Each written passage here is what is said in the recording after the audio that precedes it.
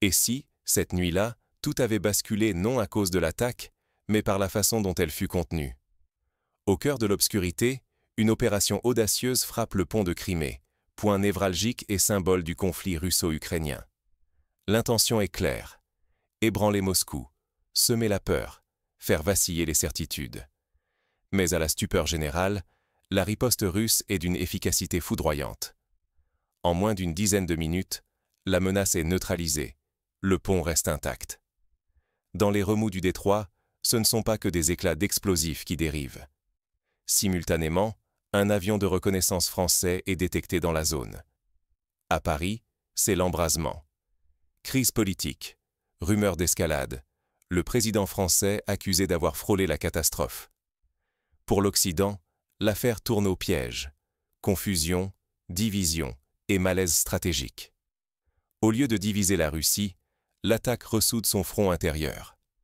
Moscou, par sa réaction froide et maîtrisée, prend l'ascendant alors que l'Occident s'enlise dans la suspicion et l'incertitude.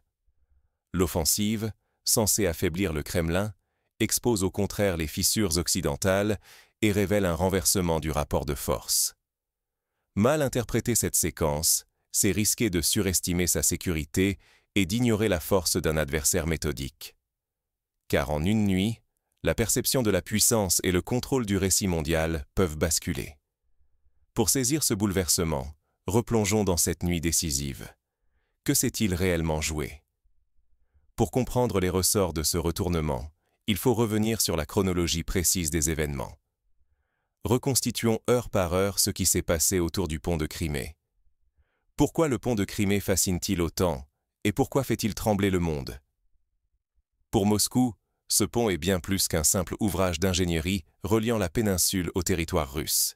Il symbolise la réunification de la Crimée avec la Russie, un totem national qui concentre la fierté et la volonté inflexible de défendre ce territoire à n'importe quel prix. Jour et nuit, le pont est protégé par des dizaines de patrouilles, de radars et de systèmes sophistiqués. Sa sécurité est extrême, car il n'est pas qu'un axe de circulation. Il incarne une ligne rouge. Toute attaque contre lui est vécue comme une agression frontale contre la souveraineté russe. Ce n'est pas la première fois qu'il devient cible d'opérations risquées. Depuis son inauguration, il reste au centre des affrontements entre la Russie et l'Ukraine, mais aussi d'une guerre d'image avec l'Occident. Chaque sabotage, chaque tentative, révèle à quel point il focalise tensions militaires et attention internationale. Mais le pont joue aussi un rôle clé dans la logistique militaire. Il permet le transport rapide de troupes et de matériel vers le sud, consolidant la mainmise russe et compliquant toute contre-offensive ukrainienne. Derrière chaque attaque, c'est la valeur symbolique et stratégique du pont qui est visée. Négliger ce double enjeu, c'est passer à côté de la véritable dynamique du conflit. Alors, que se passe-t-il quand ce symbole, déjà sous pression, devient la cible d'une opération majeure? L'opération ratée va bouleverser la donne, non seulement sur le terrain, mais dans la manière dont Moscou et l'Occident se livrent la bataille du récit. La suite révèle comment un échec apparent peut devenir une arme redoutable dans la guerre d'influence. Quand la guerre de l'ombre explose en pleine lumière, tout vacille. Une nuit sans étoiles, un bateau suicide fonce sur le pont de Crimée. Radar saturé, alarmes hurlantes, riposte immédiate, salve, explosion, puis silence. Le pont tient, mais la Russie comprend aussitôt que cette attaque n'est pas un simple coup ukrainien. Quelques heures plus tard, une révélation secoue Paris. Un avion français surveillait la zone durant l'attaque. Panique à l'Élysée, tempête médiatique, gouvernement divisé. Qui a donné l'ordre? Qui a transmis des données à Kiev? Macron doit s'expliquer. Très vite, les preuves affluent. La mission était coordonnée, satellites et alliés inclus. Le scandale enfle, la France et l'Alliance Atlantique sont sur la sellette. Moscou, elle, réplique sans menacer d'apocalypse. Frappe chirurgicale sur Odessa, Nikolaïev, Kryvyi Rog. Le Kremlin trace une ligne rouge, glaciale, disciplinée. Pas d'escalade verbale, juste un avertissement net. L'Occident s'agite. La Russie affiche un sang-froid qui tranche et inquiète. En quelques heures, l'onde de choc secoue l'Europe. À Paris, c'est la cacophonie.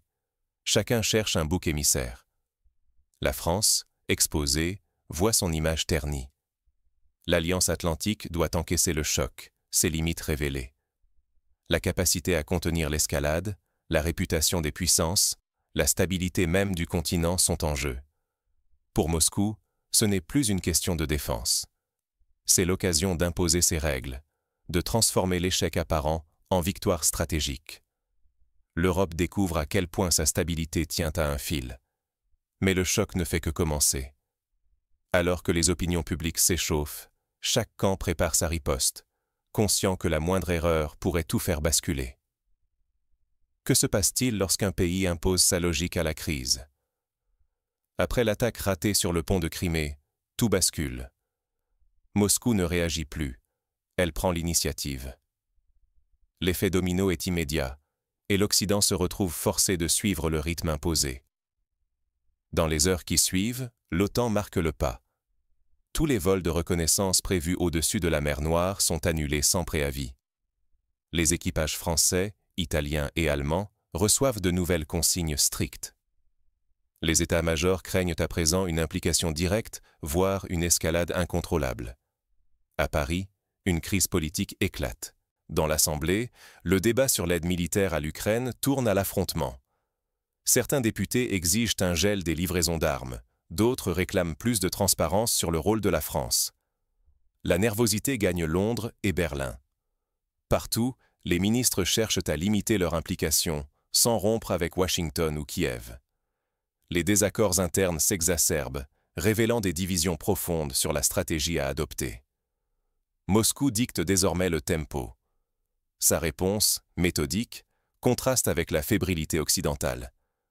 Les médias russes vantent la rapidité et la maîtrise de la réaction nationale, soulignant le calme des autorités et de la population.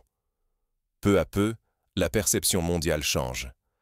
Ceux qui misaient sur une Russie fragilisée découvrent une cohésion renforcée. L'image d'une puissance sûre d'elle-même s'impose alors que l'Occident semble hésitant, presque dépassé. Pour dirigeants et citoyens, le risque se précise. Une gestion maladroite pourrait signifier une perte d'influence durable, voire l'isolement. Chaque geste, chaque mot, pèse désormais lourdement dans la balance. Alors que la tension monte, un nouveau message surgit des médias russes, brouillant encore les repères. À l'ouest, chacun redoute la prochaine initiative de Moscou. Ce n'est pas le vacarme des armes, mais la maîtrise des nerfs qui détermine l'issue. Après la tentative ratée sur le pont de Crimée, la Russie n'a pas seulement renforcé ses positions, elle a transformé l'échec apparent en victoire psychologique, prouvant à sa population que chaque attaque manquée solidifie l'unité nationale et la confiance dans sa défense. L'effet boomerang ne tarde pas. Kiev et ses alliés espéraient fragiliser Moscou, mais c'est en Europe que le doute s'installe. Dans plusieurs capitales, le débat s'enflamme. Faut-il risquer l'escalade ou revoir en urgence toute la stratégie pour éviter le piège d'une confrontation sans fin? En France, la révélation du rôle d'un avion de reconnaissance déclenche une crise politique et expose les dangers d'une implication indirecte. L'Europe découvre, à ses dépens, que chaque démonstration de force mal calibrée peut miner sa crédibilité et sa capacité à peser sur le récit international. Face à chaque revers, Moscou répond par le calme et retourne la situation à son avantage médiatique. Chaque frappe manquée devient un argument de résilience, chaque réaction mesurée, un signe de maîtrise. Cette fermeté froide, sans excès, finit par imposer de nouvelles règles du jeu.